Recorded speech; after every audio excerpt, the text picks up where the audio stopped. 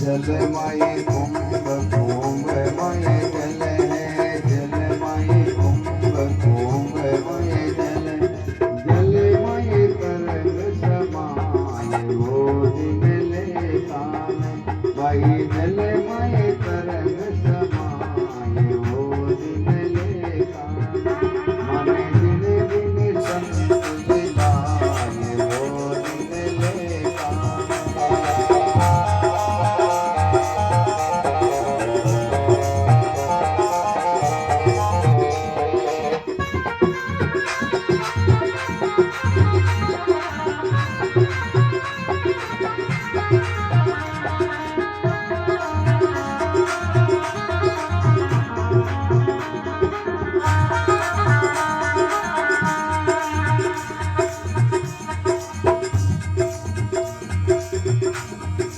हरि माई संत संतोरे माये हरि है, हरि माई संत संतोरे माये हरि, हरि जिसे अंतर नाय वो दिन ले काम, भाई हरि जिसे अंतर नाय वो दिन ले काम, दिन दिन संत दिन जाय वो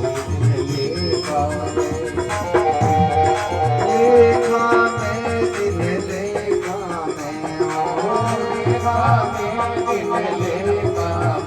माने दिन दिन संत दिलाय वो दिन ले काम, माने दिन दिन संत दिलाय वो दिन ले काम।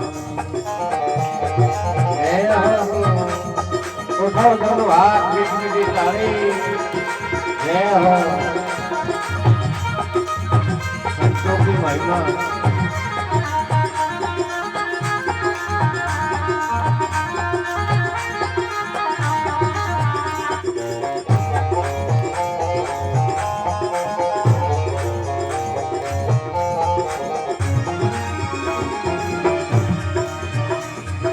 संतों की चरण कमल ऐसी, संतों की चरण कमल ऐसी, ले शीस चढ़ाए वो दिन ले काम, भाई ले शीस चढ़ाए वो दिन ले काम।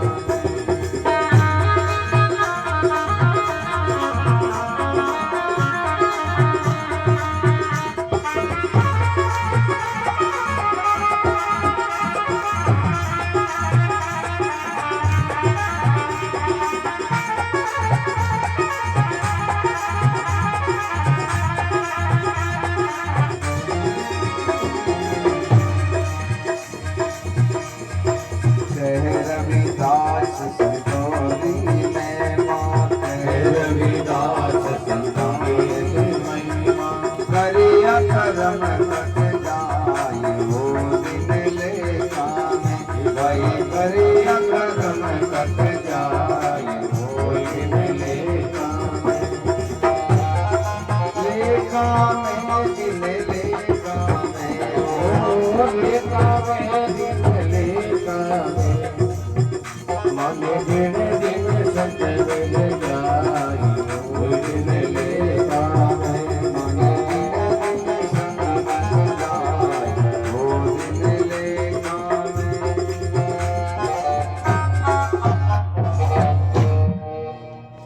बोलो सद्गुरु जी महाराज की, भागवत महापुराण की, गौ माता की। तो संत महात्मा आपकी वाणी में जितने भी संत महापुरुष हुए हैं उन सभी संत महापुरुषों ने एक ही बात कही है कि हमारा मानव जीवन इस पूरी ब्रह्मांड में सबसे सुंदर है, सबसे शक्तिशाली है, सबसे पावरफुल है। लेकिन परमात्मा की अपरा शक्तियों के अधीन होने के कारण मनुष्य जीवन का जो सुख मिलना चाहिए वो हमें नहीं मिल पाता। हमने कितने ही जन्मों में अच्छे कर्म किए हैं जिसके कारण जो है ये मनुष्य शरीर मिला। एक नगर में जो है एक राजा साहब रहते थे, जैसे गांव के मालिक होते हैं, भाई हमारा सरपंच साहब बता रहे थे वो, ये राजा साहब रोजाना एक ही बात सोचते थे कि मैंने कौन सा ऐसा पुण्य किया जो मैं राजा बना हुआ। अपने गांव में आसपास में जो भी साधु ब्राह्मण सन्यासी होते हैं उन सबको पूछते हैं, भाई कोई तो बताओ मैंने कौन सा ऐसा पुण्य किया जिसके कारण मैं राजा बना।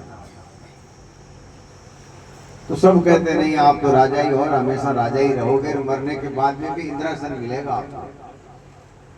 क्योंकि ये चापलूस लोग काम करते हैं, सत्य बात नहीं बताते। फिर भी राजा संतुष्ट नहीं होता था, वो कुछ न कुछ उसके अंदर ऐसे विचार उठते थे कि मैंने कौन से जन्म में ऐसा पुण्य किया या ऐसा कोई कार्य किया जिसके कारण मैं राजा बन रहा हूं, राजा बना हुआ। एक दिन राजा साहब अपने गांव में जो भी गरीब लोग हैं, दुखी लोग हैं, उनकी देखभाल करने के लिए अपना वेश बदल करके पैदल पैदल पूरे गांव की वो परिक्रमा करते हैं। कोई सुखी हो, कोई दुखी हो, कोई किसी प्रकार की तकलीफ हो, वे सब लोग मेरे पास में नहीं आ सकते हैं। तो मैं जो है, मैं गांव का मालिक हूँ, इस देश का मालिक हूँ, इस स्टेट का मालिक हूँ, तो मेरा कर्तव्य बनता है मैं सबकी सार संभाल लूं।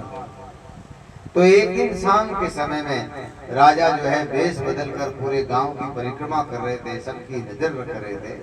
उसी समय गांव के बाहर एक मकान के अंदर एक सुतार और उसकी धर्मपत्नी, सुतार अपनी पत्नी को कह रहा है कि देख कल राजा साहब का लड़का मकान से गिरेगा, उसका हाथ टूटेगा, और वे अपने जो पहले हाथ बांधने वाले जो है लोग हैं, बांस की डंडियों से जो है उसको बांधते थे। तो उन्होंने कहा कि मैंने ये बांस की जो खपटी है ये बांध दी है, इसे झोंपे में रख दी है, राजा साहब के आदमी आएंगे तो दे देना, मैं दूसरे काम जा रहा हूं। धर्मपत्नी भी पति की आज्ञा में रहने वाली थी, पति को परमात्मा मानती थी, परमात्मा के समान मान करके उनके हर वाक्य वो हर शब्द को वो परमात्मा की वाणी मानकर उसका अनुसरण करती, उनका साथ देती। राजा साहब ने विचार किया ये आदमी मुझे कुछ बता सकता है। दूसरे दिन जैसे ही सुबह हुआ, राजा का लड़का गिर गया, हाथ टूट गया। राजा ने कहा कि ऐसा है भाई, इसकी व्यवस्था कल से ही हो गई है, गांव के बाहर जो सुतार रहता है उसके पास में अपना सामान लेके खड़ा है, वो ले आओ। हाथ जो जोड़ने वाला आदमी है, नाड़ी भेद है, उसको बुलाया। जैसे वो सुतार माता को जाके कहा कि क्या आपने सुतार साहब ने कल कुछ सामान दिया? बोले हाँ, बोला था कि राजा का लड़का गिरेगा, हाथ टूटेगा, इसके लिए ये बांस की जो खपटी है ये पड़ी है, ये ले जाओ आप। दूसरे दिन राजा जो है चुपचाप आया शाम के समय और उस सुतार के पैर पकड़ के कहा कि मैं कौन से जन्म में अच्छे कर्म किया जिसके कारण राजा बना। सुतार कहता महाराज आप तो गांव के मालिक हो, हमारे पूरे गांव के मालिक हो, हम आपको क्या बचा सकते हैं, हम तो साधारण आदमी अपनी रोजी रोटी से जैसे तैसे अपना गुजारा कर रहे हैं। बोले नहीं, तुझे पता है नहीं तो 2 दिन बाद 24 घंटे पहले कैसे मालूम चला कि मेरा लड़का गिरेगा और हाथ ही टूटेगा, तुम बताओ। तो बोले ये बात आप किसी को कहना मत। बोले नहीं कहूंगा। बोले अपने 4 दोस्त थे, 4 दोस्त थे, चारों ही बड़े गरीब थे, बहुत दुखी थे। गांव में कोई शादी, कोई ब्याह, कोई मौसम हो जावे हैं, गांव में न्योता देता, लेकिन अपन चारण कोई न्योता नहीं देता। क्यों? अपन न तो कोई धन हो, न कोई पद है, न प्रतिष्ठा है, किसी प्रकार से अपन अच्छे नहीं थे। लकड़ियां बेचते, कोयला करते, शहर में बेचते, ऐसे करके अपना जीवन गुजारते थे। कभी भूखे ही सोना पड़ता था। हम चारों ने एक दिन विचार किया कि अपना भी कभी ऐसा कोई दिन आएगा कि हम कोई अच्छा भोजन करें, कभी हलवा बनाए, कभी पूड़ी बनाए, कभी खीर बनाए, ऐसा कभी दिन आएगा। तो उन चारों दोस्तों ने निर्णय लिया कि आज से 1-1 रुपया हम बचाएंगे और महीने में अंत तक ये अपना सब काम हीरा पूड़ी अपना बढ़ जाएगा। तो महीने भर हमने कटौती की, 1 रुपया बचाया। ऐसे करते करते पूरा महीना हुआ और उस पैसे से हमने बहुत अच्छा व्यंजन बनाया। उसी समय एक साधु आ गया।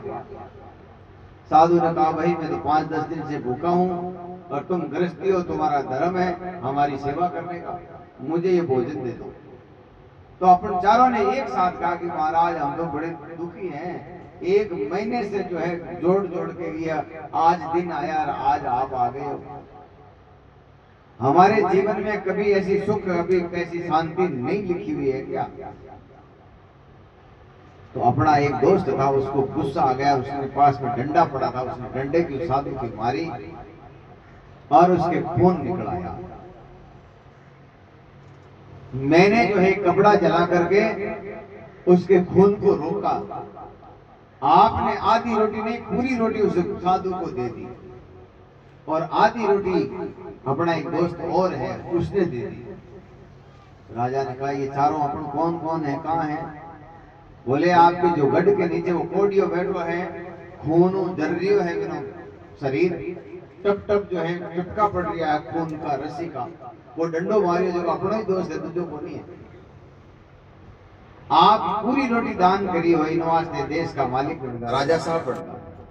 और जो अपने गांव के बाहर, गांव के अंदर जो नगर सेठ है, आपके बराबर की हवेली है, आपके बराबर पैसे में है, लेकिन पावर में नहीं है, पावर साइन नहीं चलता, हर चीज में आपके मुकाबले का है, लेकिन आपके जैसा नहीं है। उसने आधी रोटी दी है और मैं निष्काम भगत था, मुझे कुछ नहीं चाहिए था, मैंने केवल साधु के जो है वो खून गिर रहा था उसके अंदर कपड़ा जला करके दाग लगाई, जिसके कारण मुझे त्रिलोकी का सब ज्ञान है।